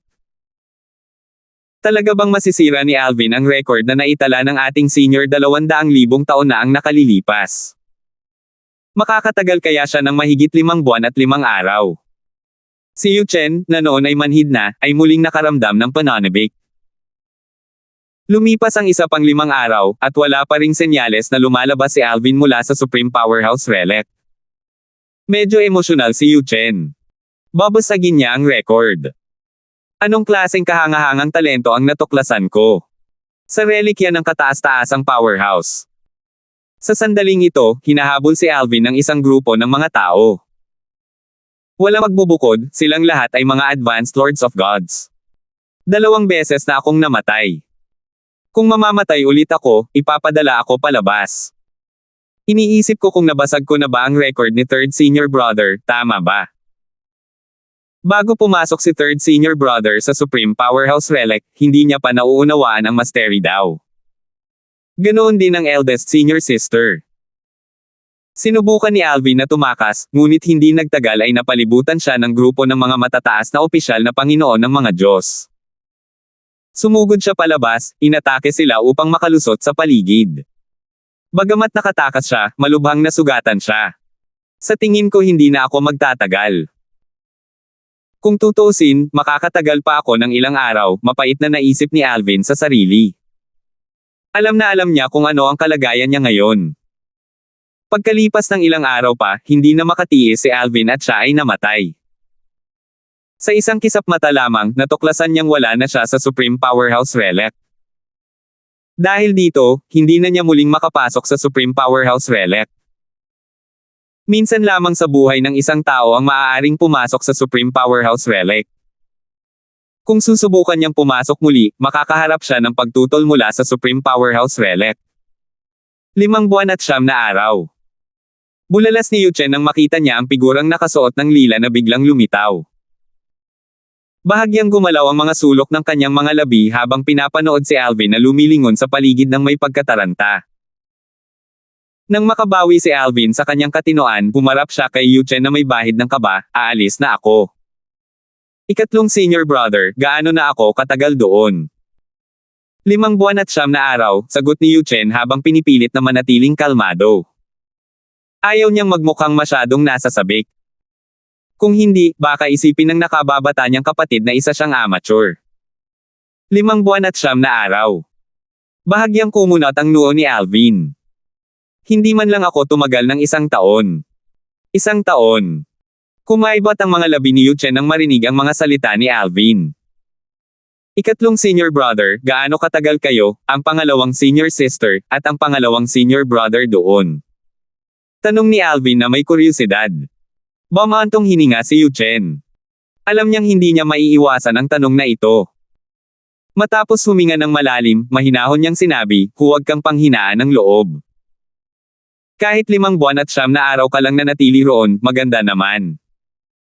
Tutal, mahigit 6 na buwan pa lang ako roon.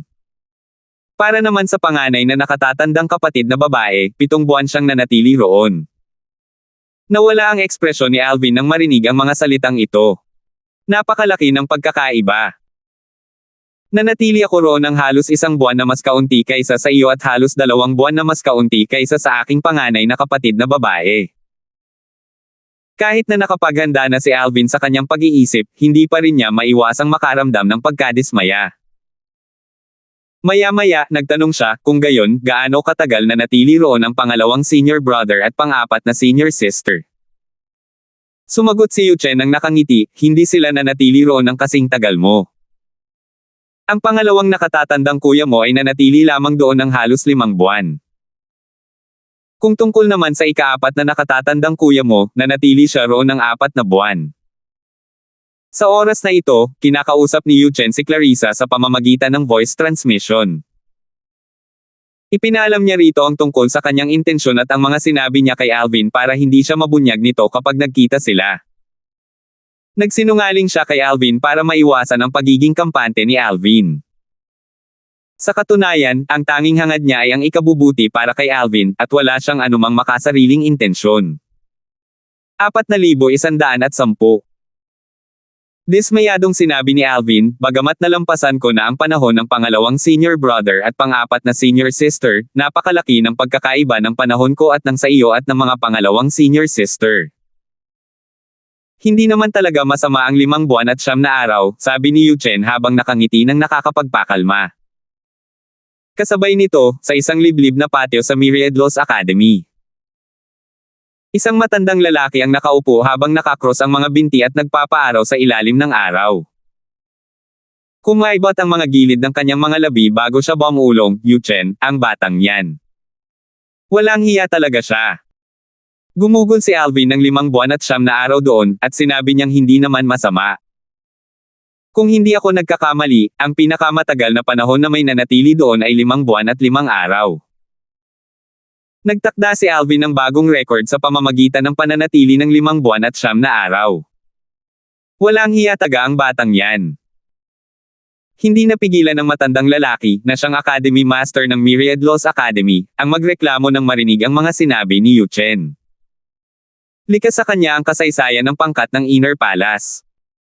Nagrereklamo pa rin siya tungkol kay Yu Chen nang biglang sumeryoso ang ekspresyon ng mukha niya. Sa oras na ito, sinabi ni Yu Chen kay Alvin na isasama niya si Alvin upang makipagkita sa isang taong tinatawag na immortal na matandang lalaki. Ang matandang lalaking walang hanggan. Ikatlong senior brother, isa ba siyang elder sa akademya? Tanong ni Alvin na may kuryosidad. Sumagot si Yu Chen ng may bahagyang ngiti, siya ang Academy Master ng Myriad Laws Academy. Napakawalandiya ng matandang iyon, at mahilig siyang makinig sa mga tao. Mag-ingat ka. Pinakamabuting magtayo ng isang noise cancelling formation kapag gusto mong pag-usapan ang mga confidential na bagay. Kung hindi, malalaman niya ang lahat ng iyong mga sikreto. Bigla, pagkasabi ni Yu Chen, isang malakas na kulog ang umalingaw-ngaw sa hangin kasabay ng isang malaking kidlat na parang kidlat mula sa isang kapigatian sa langit na tumama kay Yu Chen. Dali-daling itinaas ni Yu Chen ang kanyang kamay at inilabas ang isang sibat na 7 talampakan ng haba bago itinutok ito sa langit. Nang tumama ang kidlat sa sibat, iwinagayway niya ito, dahilan para maglaho ang kidlat sa ere. Sa sumunod na sandali, isang malaking bundok sa labas ng Myriad Laws Academy ang biglang sumabog na naging sanhi ng pagyanig ng lupa. Parehong nagulat at naguluhan ang mga miyembro ng Myriad Laws Academy sa biglaang kaguluhan. Gayunpaman, hindi na nila ito pinag-isipan pa dahil nangyari ito sa labas ng akademya. Sandali lamang nilang naisip kung may mga makapangyarihang nilalang na naglalaban sa labas at aksidenteng nakasira ng isang bundok. Kasabay nito, nagliwanag ang mga mata ni Alvin nang sabihin niya, ikatlong senior brother, hindi iyan ang batas ng kalawakan, tama ba? Batas iyan ng oras. Ramdam ni Alvin ang kaguluhan sa labas kahit na malayo siya. Alam niyang si Yu Chen ang nagpadala ng kidlat palabas ng akademya gamit ang kanyang 7 talampakang haba na sibat. Ito. Parang ang kidlat ay ipinadala ng Academy Master. Talagang nakikinig siya sa atin. Angkop ba talaga ang ganitong pag-uugali para sa Academy Master ng Myriad Laws Academy? Hindi na talaga ako magugulat ngayon kung malaman kong kontrolado niya ang Darknet. Lalong nag-ingat si Alvin sa kaisipang ito. Bago pa man niya makilala ang Academy Master ng Myriad Laws Academy, tinawag na niya ang matandang lalaki na walang hiya at walang kwenta. Bakit naman makikinig ang matandang lalaki sa usapan ng dalawang lalaki? Hindi lang iyon, inatake pa ng matandang lalaki si Yu Chen dahil sa mga sinabi ni Yu Chen na hindi maganda tungkol sa matandang lalaki. Kasabay nito, napatalo ng matanda sa gulat. Pagkatapos, kumislap ang mga mata niya habang bumubulong, ginamit ng batang yun ang batas ng oras para paalisin ang atake ko. Parang kasing lakas o mas malakas na siya ngayon kaysa sa iba. Magaling talaga akong maghanap ng talento. Junior brother? Tere na? Sabi ni Yu Chen habang casual na sinenyasan si Alvin na sumunod sa kanya para makilala si Billy, ang Academy Master ng Myriad Laws Academy. Binabati ni Alvin ang Academy Master, magalang na sabi ni Alvin. Sa kanyang paglalakbay dito, iniisip niya kung ano ang magiging hitsura ng maliit at walang hiya na matandang lalaki. Nagulat siya nang makita niyang ang matandang lalaki ay mukhang mabait, at matuwid. Bumantong hininga si Alvin sa loob-loob niya. Hindi talaga maaaring husgahan ang isang libro batay sa pabalat nito. Tumango ang matandang lalaki na si Billy nang nakangiti, ayokong magpadalos-dalos. Dahil nandito ka, magiging prangka ako sa iyo. Sa tingin ko alam ko kung sino ang nagbigay ng gawain sa Darknet. Bago pa matapos magsalita si Billy, prangkang sinabi ni Alvin, natural lang sa iyo na malaman kung sino ang nagbigay ng gawain dahil ikaw ang may control sa Darknet, di ba? Naglakas loob si Alvin na sabihin ang kanyang saloobin dahil nakikita niyang hindi istrikto si Billy. Base sa interaksyon ni Billy at Yu Chen, makikita na medyo maluwag sa pakikitungo si Billy. Kung hindi maglalakas loob si Alvin na gambalain ang isang maunlad na kataas-taasang Diyos na kayang durugan siya gamit lamang ang isang daliri. Insutil na tiningnan ni Billy si Yu Chen habang nagtatanong, sinabi ba niya sa iyo yan? Bago sumagot si Yu Chen, mabilis na umiling si Alvin at sinabing, walang sinabi ang third senior brother. Narinig ko ang mga chismis mula sa iba. Tumanggaw si Billy. Hindi ka panipaniwala ang mga chismis kaya huwag mo itong pansinin. Hayaan mong sabihin ko sa iyo ang aking haka-haka tungkol sa mga nagbigay ng gawain at ang kanilang motibo. Walang problema kung isa ka lamang ordinaryong estudyante. Nag-aalala ako na baka umupos sila ng isang tao para patayin ka. Kung ituring ka nilang isang banta, baka magpadala sila ng isang emperador ng mga Diyos para patayin ka. Kumunat ang noo ni Alvin nang marinig ang mga sinabi ni Billy. Nabanggit na rin ito ni Yuchen dati. Ito rin ang dahilan kung bakit niya iginiit na dapat bumalik si Alvin sa malayang kaharian ng pangkat ng Inner Palace noon. Gusto rin niyang mapabuti ni Alvin ang kanyang lakas sa Supreme Powerhouse Relic bago bumalik si Alvin sa kanyang silid dormitoryo upang mas maprotektahan ni Alvin ang kanyang sarili. Patuloy na sinabi ni Billy, matutulungan kitang harapin ang bagay na ito. Babalaan ko sila. Sa oras na iyon, hindi lamang sila matatakot na kumilos, kundi maaaring mapilitan pa silang protektahan ka. Lumalim ang pagkunot ng noo ni Alvin nang marinig niya ang mga salitang ito. Kung tutuusin, hindi niya alam kung ano ang gusto ni Billy kapalit ng tulong nito. Para bang nababasa niya ang nasa isip ni Alvin, sinabi ni Billy, nakausap ko na ang ikatlong senior brother mo tungkol dito dati. Tulad mo, inakala rin niya na may gusto ako sa kanya o sa iyo kapalit ng tulong ko. Gayunpaman, wala akong hinihingi sa inyong dalawa. Marahil, maaari mong isipin na ginagawa ko lang ito bilang pabor sa iyo. Nasa iyo kung babalikan mo ang pabor o hindi. Hindi mo kailangang makaramdam ng obligasyon. Kinakausap kita ngayon dahil sinabi ng ikatlong senior brother mo na hindi niya matatanggap ang tulong ko para sa iyo. Bagamat sinabi ni Billy na hindi kailangang makaramdam si Alvin ng obligasyon na suklian ang pabor, natural lamang na hindi siya papayagan ng kanyang mga prinsipyo na hayaan na lang na hindi mabayaran ang pabor. Sa oras na ito, sinabi ni Yuchen sa pamamagitan ng voice transmission, Junior Brother, malaya kang magdesisyon ayon sa iyong iniisip. Kung ayaw mo, ipapadala ko ang aking mga doppelganger para protektahan ka sa lahat ng oras. Imposible para sa mga mula sa Legacy Faction na magpadala ng isang Supreme God para patayin ka. Kahit na gawin nila iyon, ang aking doppelganger ay makakapaghintay ng oras laban sa isang simpleng Supreme God hanggang sa dumating ako. Hindi nagatubiling bigyan ni Yuchen ng pangalawang pagpipilian si Alvin kung ayaw tanggapin ni Alvin ang tulong ni Billy. 4,111. Natural na naantig si Alvin sa mga salita ni Yuchen. Gayunpaman, ayaw niyang tanggapin ang mungkahi ni Yuchen dahil alam niyang maaapektuhan ang tunay na katawan ni Yuchen sa isang tiyak na antas kung ipapadala niya ang kanyang doppelganger. Alam na alam niya ito dahil may karanasan din siya sa paggamit ng mga doppelganger.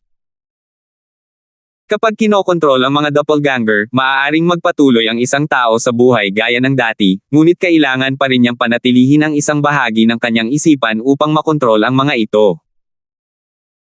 Maliban kung ang kanyang doppelganger ay hindi aktibo, hindi siya makakapag-focus ng lubusan. Kadalasan, ang mga doppelganger ni Alvin ay hindi aktibo kapag siya ay abala sa paglilinang. Dahil dito, hindi balak ni Alvin na hayaang protektahan ng doppelganger ni Yuchen ang Heavenly Palace of the Solitary Destructive Heaven ng matagal. Dahil ang mga tao mula sa Lone Primordial Spirit Congregation ay hindi darating dahil alam nilang nahuli na ang isang patibong, walang saysay na manatili sa Heavenly Palace of the Solitary Destructive Heaven para hintayin sila. Academy Master, seryosong sabi ni Alvin, may utang ako sa iyo kung gayon. Hindi kita bibiguin sa hinaharap. Natural lamang na alam ni Alvin na handang tumulong si Billy dahil nakita ni Billy ang potensyal nito. Sa isang paraan, namumuhunan si Billy sa kanya sa pamamagitan ng pagsasamantala sa pagkakataong tulungan siya kapag nangangailangan ito. Ayaw niyang dagdagan pa ang pasa ni Yuchen kaya ang tulong na lang ni Billy ang tatanggapin niya. Napakagaling. Ngumiti si Billy ng napakalapad kaya't nanlaki ang mga mata niya. Alam ni Alvin na sa pamamagitan ng intervention ni Billy, magiging ligtas siya sa Myriad Laws Academy. Hindi niya kailangang mag-alala tungkol sa mga mula sa pangkat ng legacy na magpapadala ng mga nasa o mas mataas na kaharian ng isang Emperor of Gods para patayin siya. Bahagya lamang na tinaas ni Yu Chen ang kanyang mga kilay at hindi nagsalita nang marinig ang desisyon ni Alvin. Kung tutuusin, may karapatan si Alvin na gumawa ng desisyong ito. Pagkatapos, ngumiti si Billy at nagtanong, Alvin, gaano ka katagal na natili sa Supreme Powerhouse Relic? Agad na nagbago ang ekspresyon ng mukha ni Yu Chen pagkarinig sa mga salitang ito. Tiningnan niya si Billy ng matalim, binalaan si Billy. Napagtanto niyang malamang kanina pa siya pinakikinggan ni Billy. 5 buwan at 9 na araw, buntong hininga ni Alvin, na mukhang medyo nalulungkot. Bakit ka bumubuntong hininga? Sabi ni Billy habang umiiling, binasag mo ang record sa pangkat ng Inner Palace. Ang pinakamahabang panahon na nanatili ang isang tao roon ay 5 buwan at 5 araw, at nalampasan mo ang panahong iyon ng 4 na araw. Hindi pinansin ni Billy ang nagbabalang tingin ni Yu Chen. Dahil nahuli niyang nagsisinungaling si Yu Chen, hindi na niya ito binitawan. Natigilan si Alvin sa mga sinabi ni Billy. Pagkatapos, nagtanong siya ng may pagtataka, nagkakamali ka ba, Academy Master? Ang aking pangatlong senior brother at panganay na senior sister ay nanatili roon ng mas matagal kaysa doon. Paano ko nagawang basagin ang pinakamatagal na record? Instinctive na lumingon si Alvin kay Yu Chen pagkatapos sabihin iyon. Sabi niya, may mali ba, third senior brother? Di nagtagal, napansin ni Alvin ang hindi natural na ekspresyon sa mukha ni Yu Chen. Ibig sabihin ba nito ay nagsasabi ng totoo ang Academy Master at nagsinungaling ang third senior brother? Sa huli, umiling si Yu Chen at sinabing, Junior brother, hindi ko sinabi sa iyo ang totoo dahil natatakot akong baka magalit ka at maging kampante. Ang tagal mo sa Supreme Powerhouse Relic ay hindi lang nalampasan ang akin at ang panganay kong senior sister, kundi sinira mo pa ang record. Matapos makuha ni Alvin ang sagot sa kanyang tanong, nagkunwaring nagulat si Billy habang sinasabi kay Yu Chen, Brat, dapat sinabi mo sa akin kanina na ilihim ang bagay na ito. Kumunat ang noo ni Yu Chen nang makita niya si Billy na umaarte sa harap niya. Tumingin si Billy kay Alvin at nagtanong, na mukhang humihingi ng paumanhin, Alvin, sa palagay ko ay hindi mo ito hahayaang magalit, di ba? Mabuti naman ang intensyon ng iyong ikatlong senior brother, pero sinira ko ito gamit ang aking malaking bibig. Hindi nagtagal at napagtanto ni Alvin ang nangyayari. Malinaw na pinakinggan sila ni Billy at sadyang inilantad si Yu Chen. Natural lamang na hindi niya pinagdudahan ang mabuting intensyon ni Yu Chen. Sinabi niya, ikatlong senior brother, huwag kang mag-alala. Hindi ako magiging kampante dahil lamang dito. Marami akong naranasan mula noong ako ay nasa makamundong mundo hanggang ngayon at marami na akong nakamit. Hindi ko hahayaang maalala ko ito. Bahagyang ngumiti si Yu Chen at tumango. Kasabay nito, napaisip siya kung nalaman ba ni Alvin ang katotohanan sa likod ng bagay na ito. Sa anumang kaso, pakiramdam niya ay nabaril niya ang sarili niyang paa. Pagkatapos magpaalam kay Billy, habang pabalik sila sa malayang kaharian ng pangkat ng Inner Palace, tinanong ni Alvin, ikatlong senior brother, sa iyong palagay, gaano kalaki ang posibilidad na ang Lone Primordial Spirit Congregation ang nasa likod ng pagkamatay ng mga kamag-anak ko at ang pagkawasak ng Heavenly Palace at ng Saint Province Realm? Naguguluhang sumagot si Yu Chen, 70% na akong sigurado ngayon na ang Lone Primordial Spirit Congregation ang may kagagawan nito. Nakababatang kapatid, hindi ba't 100% kang sigurado na ang kongregasyon ay sangkot sa bagay na ito? Bakit mo ako tinatanong nito ngayon? Gusto ko lang makasiguro. Sabi ni Alvin nang may bahagyang ngiti. Malaki ang posibilidad na sila ang nasa likod ng bagay na ito, sabi ni Yu Chen, sa katunayan, gumawa ako ng hakbang laban sa isang miyembro ng kongregasyon matapos mong tanggihan ang hamon ng kanilang banal na anak. Nabalitaan ko rin na ilang disipulo ng kongregasyon sa akademya ang nagpulong na noon. Sinabi nila na tiyak na hindi ka papayagan ng kongregasyon dahil sa pagpapahiya sa kanilang banal na anak. Pagkatapos ng isang paghinto, dagdag ni Yu Chen, naaayon din ito sa paraan ng paggawa ng mga bagay-bagay ng kongregasyon.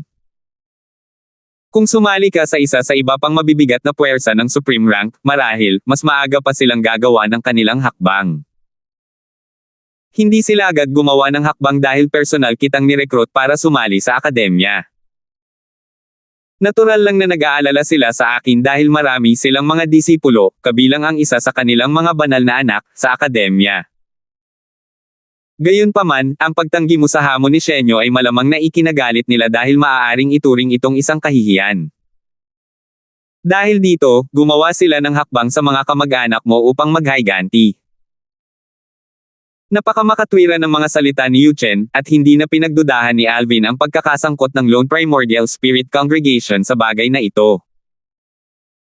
Ikatlong senior brother, biglang sabi ni Alvin, ipapadala ko sina Elder Hal, Senior Edmund, at ang iba papalayo sa palasyo ng langit sa loob ng ilang araw.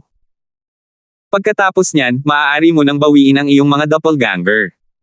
Bahagyang walang magawa si Yuchen, junior brother, hindi mo kailangang madaliin ang mga bagay-bagay. Hindi naman ako naaapektuhan ng doppelganger ko. Umiling si Alvin at sinabing, hindi iyon ang dahilan. Dapat alam ng kongregasyon na ipinadala mo ang iyong doppelganger doon kaya hindi sila maglakas loob na kumilos. Sa ganitong mga sitwasyon, walang silbi para sa atin na maghintay pa sa palasyo ng langit. Pagkalipas ng ilang araw, pinaalis ng doppelganger ni Alvin ang lahat ng nasa Heavenly Palace ng Solitary Destructive Heaven, maliban kina Elder Hal at Edmund.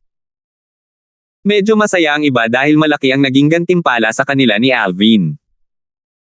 Pagkatapos noon, sa pangangalaga ng doppelganger ni Yuchen, inilayo ni Alvin sina Elder Hal at Edmund. Matapos tulungan sina Elder Hal at Edmund na manirahan, nilisan ni Alvin ang malayang kaharian ng pangkat ng Inner Palace. Ibinahagi ni Yuchen ang mensahe ni Billy sa kanya. Sinabi ni Billy na ligtas na siya sa Myriad Laws Academy mula ngayon. Bago bumalik si Alvin sa dormitoryo, ang mga miyembro ng pangkat ng Legacy, mula sa itaas hanggang sa ibaba, ay binalaan na lahat. Natural lamang na nagulat sila sa babala. Mula ngayon, ipinagbabawal na sa mga miyembro ng pangkat ng Legacy na targetin si Alvin. Nagsalita na ang Academy Master. Kung may mangyari kay Alvin sa akademya, may kinalaman man ito sa ating pangkat o hindi, maaaring kalimutan ng mga miyembro ng pangkat ng Legacy ang pakikipagkompetensya para sa posisyon ng Academy Master. Dahil dito, hindi lang natin dapat itigil ang pag-target sa kanya, kundi dapat din nating tiyakin ang kanyang kaligtasan anuman ang mangyari. Natural lamang na walang kaalam-alam si Alvin sa kaguluhan sa pangkat ng Legacy. Di nagtagal pagkabalik niya sa kanyang dormitoryo, na siyang silid 603 sa Building 2, lumabas siya ng kanyang silid at lumipad patungo sa isang maliit at malayang patio. Tumingin si Alvin sa patio sa ibaba habang siya ay lumipad sa ere. Maya-maya, sinabi niya, Shenyo, lumabas ka. Nang makitang walang sumasagot, dagdag ni Alvin, tumigil ka na sa pagpapanggap na patay ka na. Natigilan ang mga taong nagtipon nang marinig ito. Hindi nila maiwasang mag-isip kung paano sisigot si Shenyo. 4,112. Habang hindi pa rin makapagsalita ang mga tao, isang pangungutya ang umalingaw-ngaw mula sa malayang patio. Isang malakas na kalabog ang umalingaw-ngaw sa ere nang may isang figure na lumabas mula sa pinto at lumipad patungo sa kalangitan upang harapin si Alvin. Tinitigan ng masama ni Shenyo si Alvin. Alvin, pumunta ka ba rito para hamanin ako? Hindi inaasahan ni Shenyo na hahanapin siya ni Alvin. Shenyo, malamig na sabi ni Alvin, tinanggihan ko ang hamon mo dati dahil ayaw kitang saktan.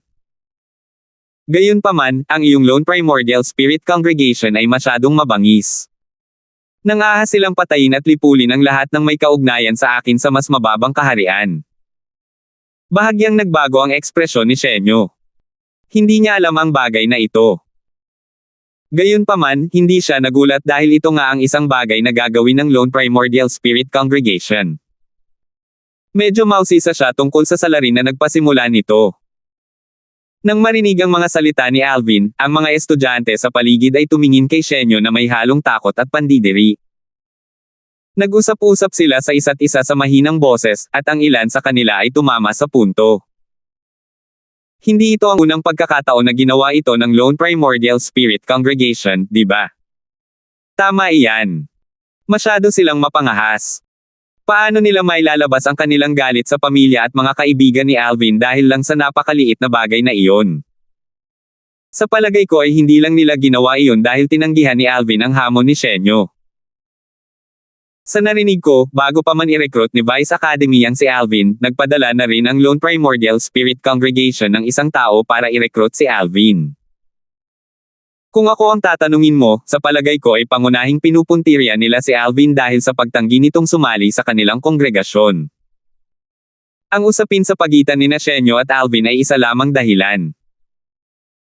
Sa oras na ito, nagpadala si Shenyo ng mensahe sa Lone Primordial Spirit Congregation upang kumpirmahin kung ang kongregasyon ay talagang nagpadala ng isang tao sa mas mababang kaharian upang maghayganti kay Alvin. Bagamat ang ganitong bagay ay tiyak na mananatiling lihim, hindi magiging mahirap para sa kanya na malaman ang katotohanan. Siya ay direktang inapo ng isang advanced Supreme God sa Lone Primordial Spirit Congregation. Bukod doon, bago pa man siya makatanggap ng sagot, pinaghihinalaan na niya na ang taong nasa likod ng bagay na ito ay ang vice leader ng Lone Primordial Spirit Congregation. Maya-maya, nawala ang kuryosidad sa mga mata ni Shenyo.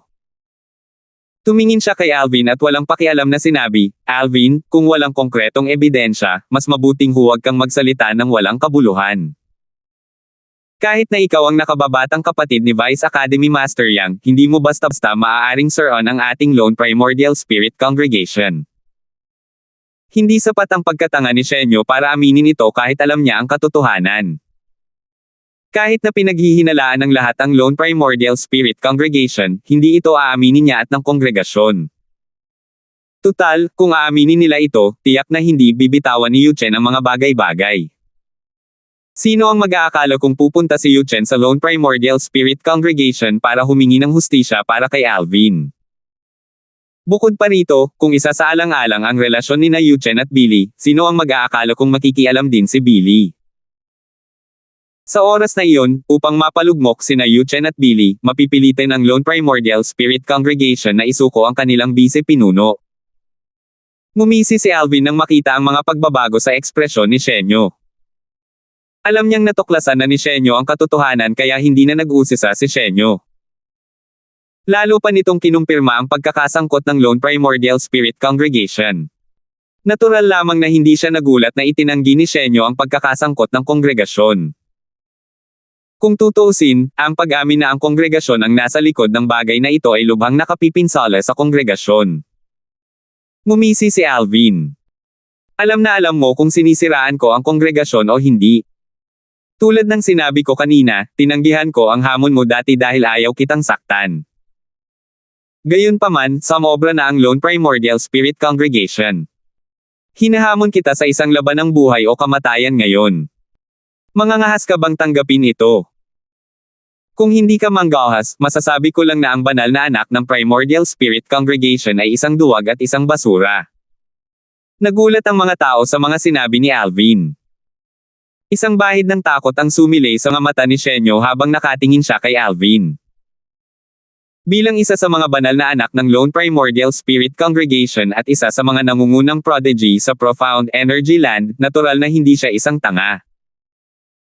Para hamanin siya ni Alvin sa isang labanang may bahid ng buhay o kamatayan, kinailangan ni Alvin na maging lubos na kumpiyansa. Bagamat hindi niya iniisip na mapapatay siya ni Alvin, ayaw pa rin niyang kumilos ng pabaya. Tutal, ang buhay niya ang nakataya. Nang tumugon ang mga tao, nagsimula silang masiglang mag-usap sa isa't isa. Hinamon talaga ni Alvin si Shenyo sa isang labanang may bahid ng buhay o kamatayan. Hindi ko alam kung may ginagawa si Alvin, pero matapang talaga siya. Tiyak na may kumpiyansa rin siya. Sa palagay ko ay hindi tatanggapin ni Shenyo ang hamon. Buhay niya ang nakataya kung tutuusin.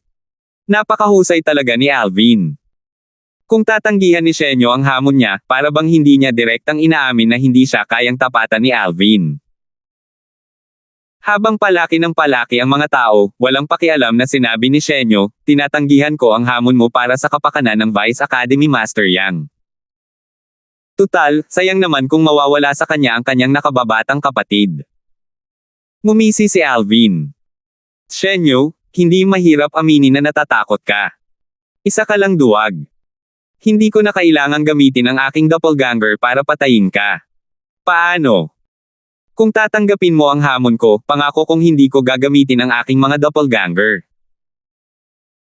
Alam ng lahat na tanging ang mga galing sa mababang kaharian lamang ang maaaring bumuo at gumamit ng mga doppelganger.